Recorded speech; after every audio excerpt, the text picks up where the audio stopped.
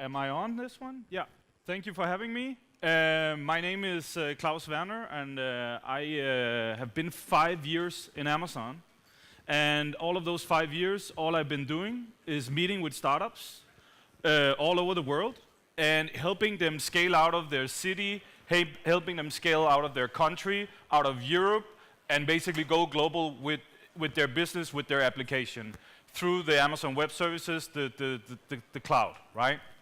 I'm here at Startup Istanbul with the local Turkish team.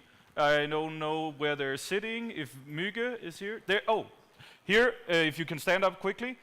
If you want to speak to someone from Amazon, just grab one of those, or me. We will be here the whole event. We'll be here on Monday. And with that out of the way, I will go into the presentation. Okay? So, how many here is familiar with the Dunbar number? Not a lot. So the Dunbar number is a number set, and it's supposed to express how many people you can actually comprehend around you, right? And there's different numbers going around, 100, 150 people. And I'm here today to talk about how to scale past that number in your company and then still keep that startup DNA that made you excited in the first place, that created your first products, that created the innovation, that got you to that number, right? But before that, let me see here. I press that one, maybe? Yeah. Before that, I'm gonna briefly touch upon why cloud is important in this context. So how many read the Lean Startup? It's a Bible, right, for startups, right? And the author said cloud is like a fertilizer that creates startups. So I'm gonna talk a little bit about that, right? So usually what we see is that startups will know the problem they're solving, but they won't know, who their customer will be. Sometimes they don't even know which problem they're solving with their startups, and this is a cycle that goes around, and you're trying to validate different parts of your business, getting to that right moment where your startup starts to scale. So according to the Lean Startup methodology, startups, they learn and they adapt, right? Because it's ever changing, the situation for the startups the whole time. Can I ask, where should I point this? Because it's not really responding. Is it here? Is it there? Okay. So usually this is the process that a startup goes through. So you focus on a simple implementation of an idea. You start with a minimum set of core values. You release it, right? And you basically take your MVP, give it out to your users, and get feedback, right? And an MVP, I believe, is often misunderstood. Like a lot of startups take the MVP as almost like a finished product that can go on the App Store in iTunes, for example. Where I see the MVP as a much, much smaller thing, especially the initial one. In Amazon, we had MVPs launched where the whole service or product ended up with a buy button. And whoever clicked that buy button would just get to an email list sign up. That was it. So no code was written, no product was created, but we just described the service and saw if people were willing to click the buy button, right? So that could be an MVP. And you can make an MVP like that for dollars, right? So you go on Fiverr, you create a product video for $5. You do a landing page on Wix, and you set up a Google AdWords campaign. And then you see if people Google the problem or the service, get to your landing page, and actually are willing to click the buy button. And all you do is say, dear Mr. Customer, we haven't launched yet, sign up for the launch, right? So it doesn't have to be an MVP with angel money behind it, with hours of work. Just test your idea and get it out there for a couple of bucks, right? So this is a very simplified kind of life cycle of the startup's first time, right? So on one axis you have the scale, the size of users, customers, right? And on the other axis you have time. And then basically the innovation and the iteration to get to an MVP, which is the yellow line, it goes up and down, you try, you go back to scratch, you try again, and every time you hit the yellow line, it's when you actually have an MVP to release, but it fails, you go back again to the drawing board, back and forward, and then hopefully we get the hockey stick growth that everybody wants in the end, where you scale past your MVP and start to acquire users a lot, right? So, one example here, and this is a quiz. This is a startup that we all know and we probably all have in our phones. It was originally called Odeo, and it was a site to share and create podcasts. Does anyone know what startup came out of that startup after a lot of iterations? So it was Twitter, right? Twitter started as a podcast creating and sharing site, and now it's a huge microblogging, right? After a lot of iterations, they ended up with that. Another one, I'm from Denmark, so this company is from Finland. That's the only hint I'll give you. They developed 51 games, all of them small, big failures. And then game number 52, does anyone know what that game was? Angry Birds, yes.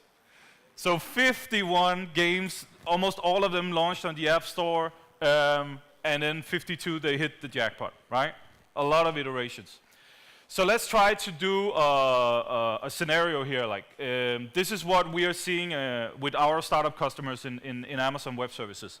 So a small team, could be here in Istanbul, an idea for a mobile app, 3 months to get to launch, unknown customer, unknown problem they're solving, unknown solution, and no money at all, right?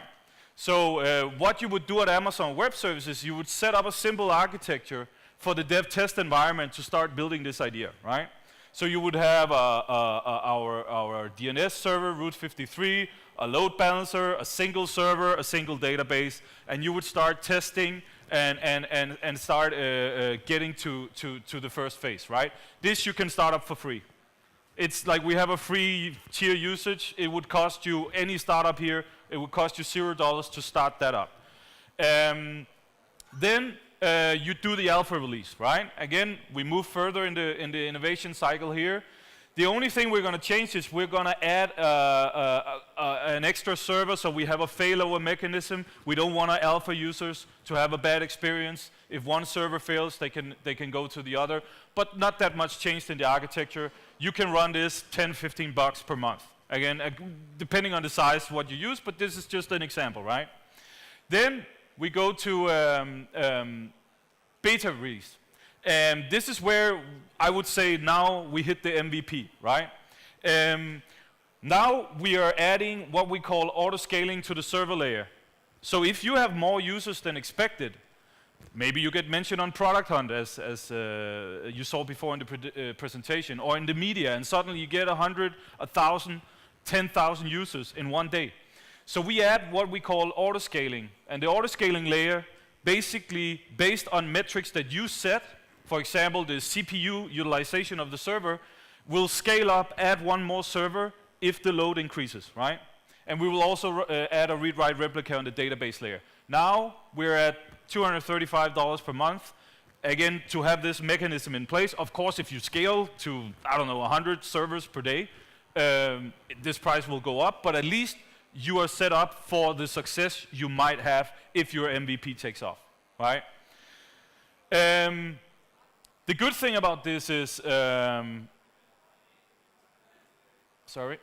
you can get from idea to MVP for around $250, and you can basically repeat this cycle again and again and again, right? And it won't cost you that much. And that's the beauty of cloud, right? You can just take everything you build. If it doesn't work, if you want to go another direction, just kill it with one click of a button and start over, right? You won't have a lot of expensive hardware or contracts on your back that will hold you down going forward with your startup. Okay, so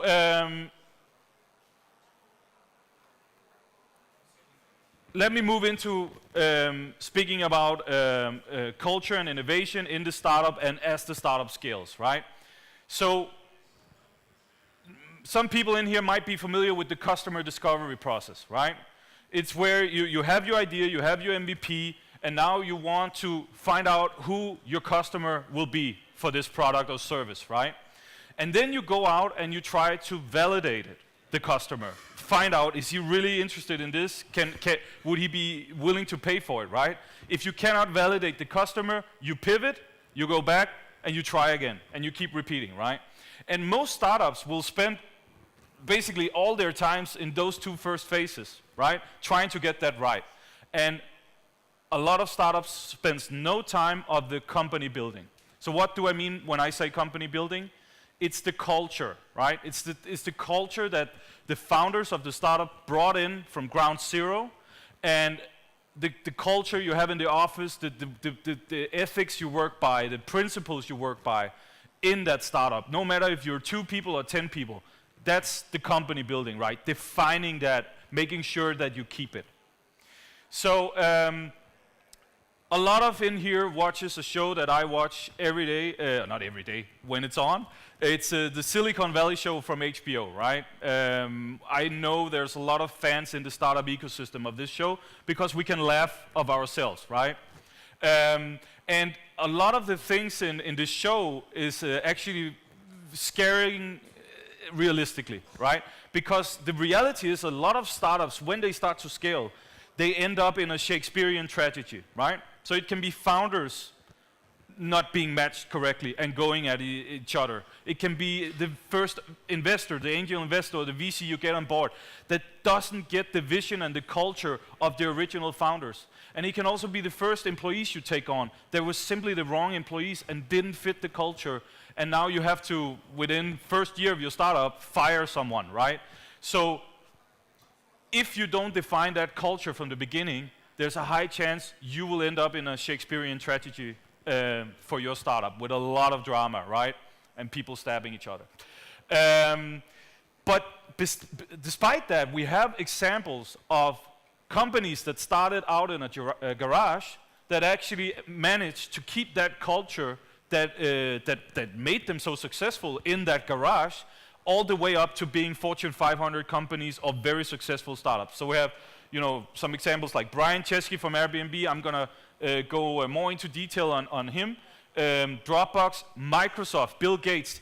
He built such a strong culture in Microsoft that he managed to leave his own company, put in place another CEO, and still have that CEO drive that Microsoft culture ahead to the future, right?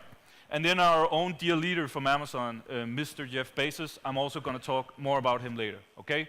But again, these guys proved you can scale out of that garage and keep the culture that got you there in the first place.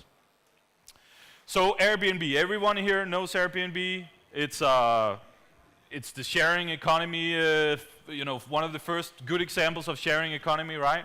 That got to scale. You put your apartment on Airbnb, you rent apartments on Airbnb.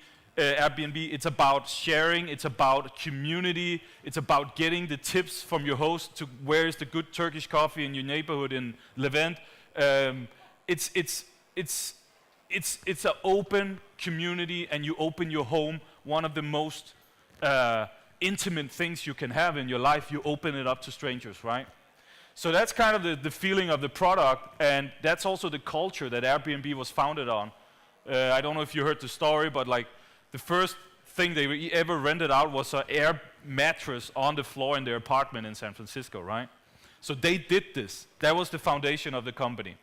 So how is Brian, so we're going to talk a little bit about how that culture infiltrates in Airbnb as a company. So around 2013, Airbnb saw that hockey stick growth, right? It really took off. And they went from 4 million to 9 million guests, yearly guests, right? And we saw the same thing because Airbnb is running all their infrastructure on Amazon. So the number of servers went from 24, 48, 432 servers, 1,000 servers in the same period, right? The photos of the apartments in S3, our storage service, went from gigabytes to terabytes to 50 terabytes from 284 gigabytes. So we saw the same hockey stick growth on our side, right, when we look at the dashboards. Around this moment, Brian Chesky, he sat down with one of their first investors, Peter Thiel, and he asked, what's the single most important piece of advice you have for us when we go through this hockey stick growth? Because Peter Thiel had tried it before, and he had seen a lot of companies do this, so Brian wanted to get his opinion, right? And he actually, Peter Thiel came back with this, and this is the R-rated version, don't mess up the culture. He actually used another word, but I won't put it on this slide, right? And that inspired Brian Chesky to sit down and write about this culture building, this company building experience in a blog post. I have the link up here, but you can find it if you just Google that with the other word in it, right? So Brian Chesky said, the culture is what creates the foundation of all future innovation. If you break the culture, you break the machine that creates your products, right? So that first product they got out of Airbnb, that came from the culture. If he had broken the culture, they wouldn't have kept launching new services and products on Airbnb and features and all of this, right? That machine would have been broken. So how do they do it? How do you keep that startup DNA as you scale, and how do you build it into your company, right? So the biggest challenge for a lot of startups is to get that first investment, right? So they will put a lot of focus on the investor pitch deck, right? Then secondly, I would say they look at the customer pitch deck, securing the first customers, getting those big customers on board, right? And they totally forget about the employee pitch deck. Getting employee number, let's say 2, 3, 4, 5, up to 10. What does the employee look like that we want? What can we offer from our culture, right? You're competing with us, for example, in Amazon. We're probably going for some of the same guys you're going for, right? So how can you offer something that we can't? Open office spaces, cool workplaces, complete like ping pong tables in the office. All of this, like, it's very simple what I'm saying, but you need to find out what makes you unique as a workplace, basically, right? And then make sure that you find the right people that match that culture. So let's look at who should share the culture. So the founders we already covered. They are the ones bringing the culture into the company and defining it, right? And then the first employees. Brian Chesky sat in on the first 500 interviews of the first 500 employees that got hired, making sure there was a cultural fit, right? And then those employees sit in on the next employees getting hired, making sure there's a cultural fit, right? So don't outsource your hiring. Don't leave it up to a recruitment company. Make sure there's a cultural fit, right? The organization in Airbnb, everything is very open. On the tech side, they use open source. They participate in tech meetups in the communities they're in. So they share the technology and the people that works for them. They organize themselves in no more than 10 people per team, and they do cross-cultural, cross-department teams. So they will put a data scientist in a customer service team, right? Again, back to the idea of Airbnb, the community, the sharing, right? They try to put it in the organization also. So the next two sections that should share your culture is the investors. The investors we already touched upon. If they are not on board with what you want to do and how you want to do it, it's going to go wrong down the road. And they're going to, like in Silicon Valley, throw out the CEO and put one in who they feel is the right one for the company, right? So get your investors on board with your culture. And the last thing is you can even extend your culture to your customer and partners. So again, back to Airbnb. If I'm a good host on Airbnb and I get 5-star ratings because I take good care of my guests and I follow the culture of Airbnb and I don't use it just as an apartment rental service, booking service, right? They will reward me with the superhost status. And with that status, I will be prioritized in the search rankings. So my apartment will go number 1, right? When someone searched on Istanbul. The same way when I'm the guest, the host will rate me and see if I follow the culture of Airbnb. Do I trash the place? Am I a nice person, right? And then with a 5-star rating on me, I can get access to the most beautiful apartments in Istanbul because the host, they trust me. So Airbnb managed to extend their culture all the way down to the partners, the host, and the customers, me, right? Okay, so when you're at scale, this is where we are from, right? Amazon Web Services, Amazon.com, right? Every day we are held to the Amazon leadership principles, right? And some of you works in corporations, some of you have worked for corporates that have similar leadership principles or values somewhere on the web page or on a name tag or something. But you're never really held against them. I tried that in some of my previous companies. Every day I'm held to these leadership principles inside Amazon. I'm in business development. I have targets, I have goals. I can miss those goals and still be a valued employee if I follow those leadership principles. But I can also, on the other hand, hit those goals and knock them out of the park and then get thrown out of Amazon if I don't follow those leadership principles. So those are the most important things in Amazon. And I'm going to dive into a couple of them. Okay, ownership. I'm going to give you the official definition, right? Leaders are owners. They think long-term and don't sacrifice long-term value for short-term results. They act on behalf of the entire company, not just beyond their own team. And they never say, no, that's not my job. I give you an example of this. So in Amazon, we were working with DevOps even before we called it DevOps, right? So the principle where you take your development team and you also give them responsibility and ownership of the actual operations of the code they're writing, right, and the application. We organized them into 2 pizza teams, American pizzas, right? So again, around 10 people. And if the team grows larger than this, we split it up and we make 2 competing teams, basically. If we keep doing this, we will make sure that the team you work in can take fast decisions, move fast, and have that, I'm not saying we're a startup, but have that startup feeling where you feel like a close team of 10 people building something, working towards the same goal without a big bureaucracy or management interfering with our daily job, right? So a lot of ownership and a lot of responsibility by doing this, right? No micromanagement. If you're a micromanaging startup, I don't know if they exist, then this is not the way to go for you.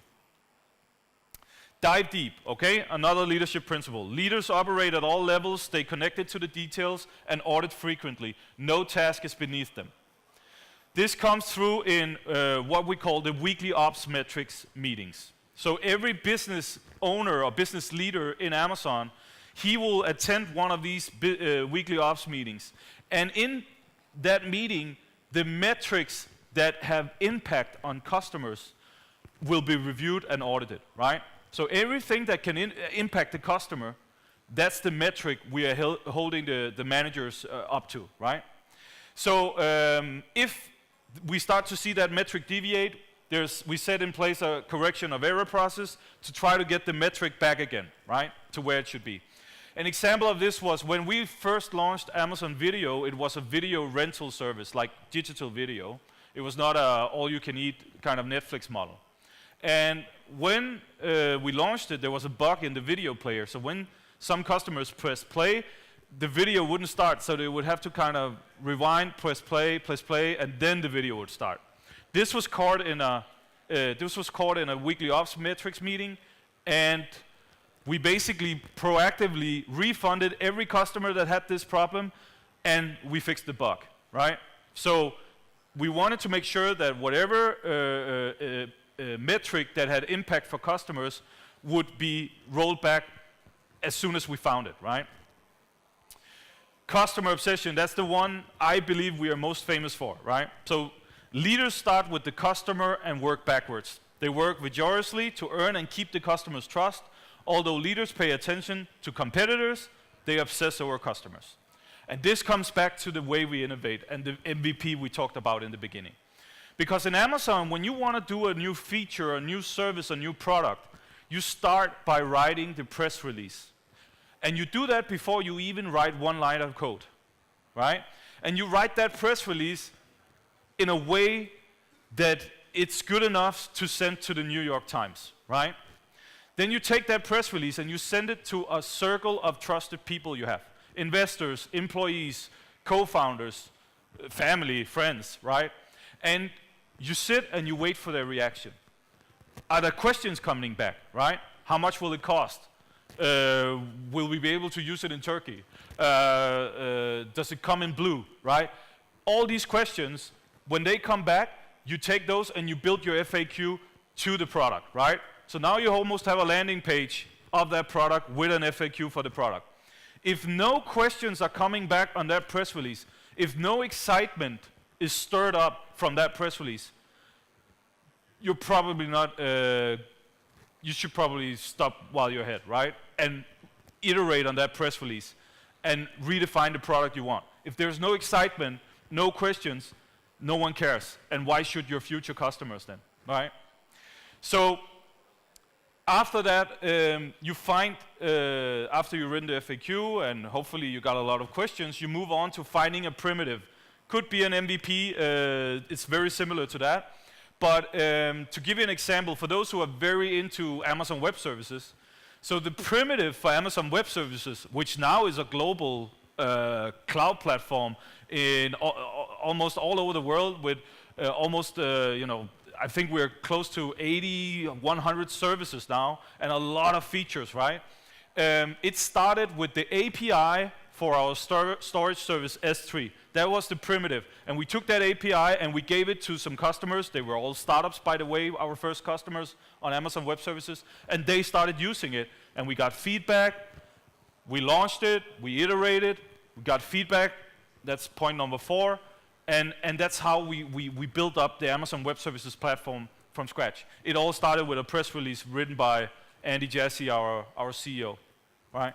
Internally in Amazon as internal innovation. So, summing up a little bit here, some of the innovation methodologies in Amazon that we use to keep innovating even as a Fortune 500 company, right? We work backwards from the customer, right? Many people said it on stage today. Start with the customer. Don't start writing code, right? We have something called the narrative process, right?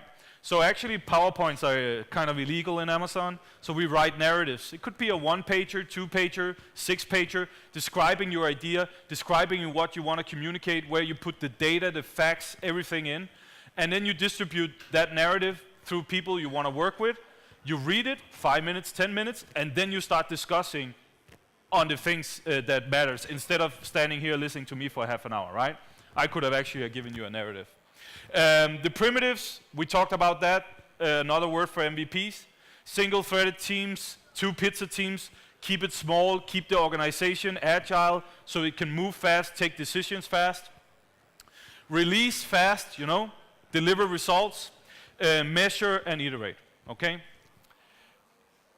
So the startup DNA should be a mix of the culture you're building, the mechanisms you're setting in place to keep that culture intact, the organization you're building that should have a red thread to the culture, and the architecture. That's how it should end up with keeping that startup DNA. So thank you. Any questions, you just grab me or anyone from Amazon who's here today. We'll be here the whole weekend, and thank you for having me.